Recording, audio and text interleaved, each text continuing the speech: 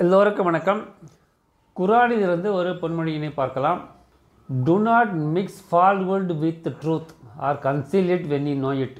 உனக்கு உண்மை என்று தெரியும் பொழுது அதை மறைக்காதே, அதை வேறு பொய்யுடன் கலந்தும் சொல்லாதே என்கிறார் அல்லாஹ் அவர்கள், நபிகள் நாயகம் அவர்கள். உண்மைதான்.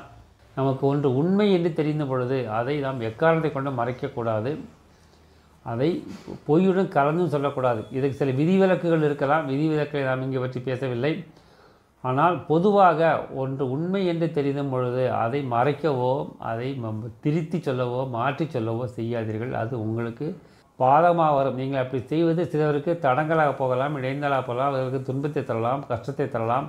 நீ சொல்லும் பொய்யினால் 4 பேருக்கு நன்மை இருக்குமானால் அதை செய்யலாம். ஆனால் ஒன்று செய்யும் உண்மையை மறைப்பதனாலோ, அதை திரித்து கூறுவதனாலோ யாருக்கு தீமை ஏற்படும், யாருக்கா துன்பம் வரும், யாருக்கா வருத்தம் ஏற்படும், யாருக்காவது அது பாதிக்கும் என்றால் அதை நீ கட்டாயம் செய்யக்கூடாது. உண்மையை எந்த நேரத்தில் பேச வேண்டும். அதற்கு சாட்சியாக வாழ்ந்தவர் தான் மகாத்மா காந்தி அவர்கள். அவர்கள் உண்மையை எப்பொழுதும் பேசி வந்தார். அதனால் தான் அவர் மகாத்மா என்று அழைக்கப்பட்டார்.